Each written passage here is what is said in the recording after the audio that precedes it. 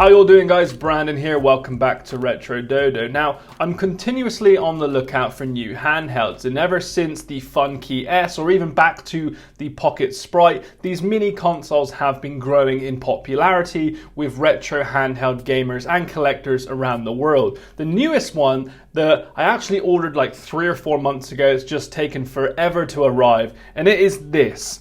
No, it's not called the Game Box Mini, it's actually called the Game Mini ESP32. It's a little retro handheld that I bought off a website called retrogamecase.com, and they had this for sale. A plastic one was like 20 quid, and then they said they could do a metal one for custom or very limited customers for 60 quid. So this thing here cost me 60 quid, and in all honesty, it's not worth that at all. I'd probably pay £30 for it. Now, this packaging here isn't even the official packaging. This is just some like other packaging that they've managed to find and put the actual handheld in. So this obviously resembles the original Game Boy Advance, but in a mini form factor. Now, as you well know, in our previous video, the RG351M, I'm a big fan of metal handhelds, but this one here, you know, it's just pretty basic in all honest opinion. And you can already see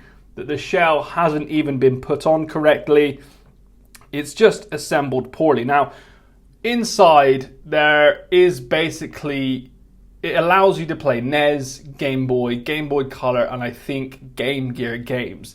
It has a 1.4-inch IPS display with a resolution of 192 by 240 and 520 kilobytes of RAM, 32 gigabyte SD card inside, and a CPU of 240 megahertz. So this thing is not very powerful at all, but that's why there's only a certain amount of games in here that it can play. Now, because it's been put together so poorly, like things just don't work. Like I tried turning it on then, and it's died.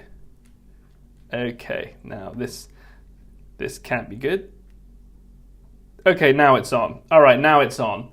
So it's basically gone for what I was originally playing. So that might have been asleep actually. So this is Contra, and as you can see the display. The display is actually quite bright.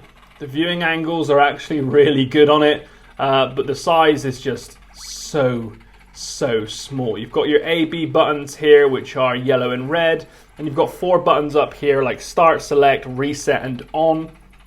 And you've got a D-pad here, which like isn't very good quality in my honest opinion. It's very poorly 3D printed. You've got micro USB on the side there for charging, and then you've got your screws for you to get into the actual handheld to change the SD card, which I had to do a couple of times.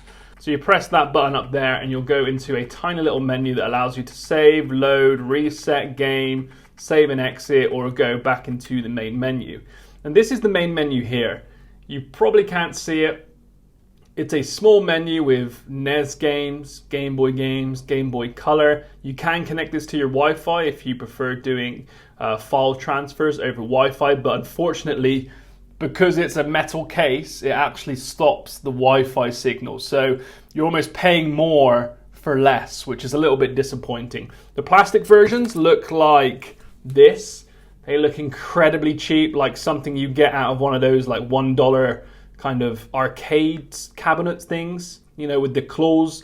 But we had to go for the metal version because we wanted to add this to our collection, and we regret it instantly. You've got Game Gear and a couple more audio players. So I can show you some gameplay, I guess. Should we jump into Game Boy Color?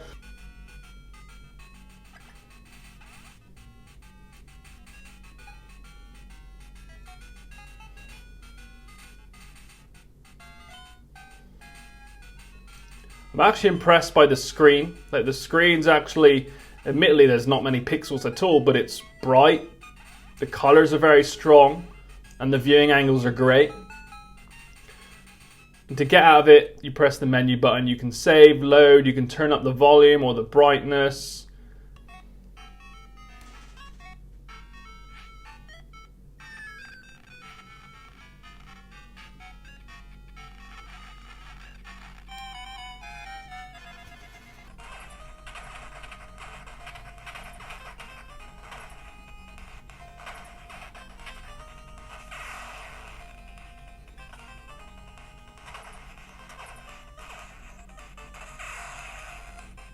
See, the D-pad is like, I'm struggling to do a diagonal shoot because the D-pad is so tiny for my fat thumbs. So there's a quick look at some of the gameplay on the Game Mini ESP32. No idea what it's called that. I actually prefer the Game Box Mini. But in my honest opinion, like, it's a cool little device, but £60 for this is far too much. Like, the way they've assembled it is quite poor. It doesn't even have USB-C. The D-pad is just too small to play on. And look how close the A-B buttons are. It's just way too close to play anything decent. And the buttons up top, like the reset, start and select, like you need to push them down properly. And I've had to push my nail into it as hard as I can to actually activate the button.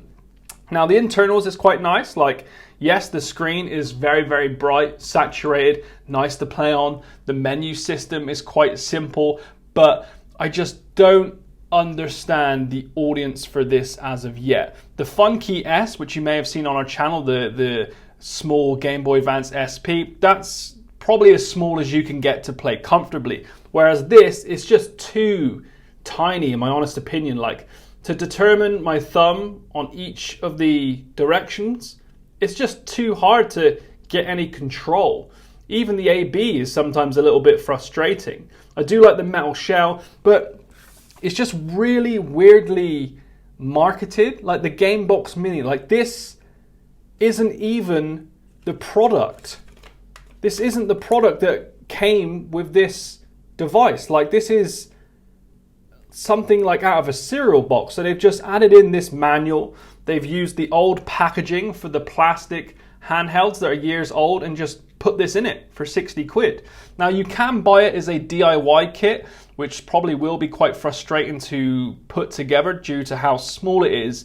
But I thought it would be something that I just had to share with you because it's very, very interesting. These mini consoles or mini handhelds are coming out more and more, and collectors are enjoying them. But this one is just too tiny. I do like the Game Boy Advance aesthetic, but it needs to be a little bit bigger. This is just too small in my opinion. Has no trigger buttons as well, so you are limited. That's why there's no Game Boy Advance ROMs or emulation on this thing. It's all just D-pad and AB, and that's as far as you're going to get. But it does have load states, save states, which is quite nice.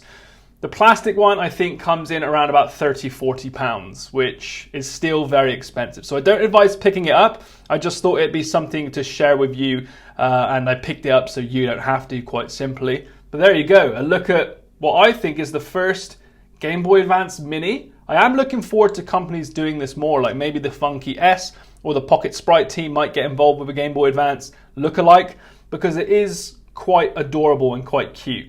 Like, it's definitely competing with the Game Gear, the Mini Game Gear or the Game Gear Micro, which isn't hard. So there you have it, a quick look at a Game Boy Advance Mini that I found. If you do enjoy retro handhelds, hit that subscribe button, and I hope to see you in the next video. Peace.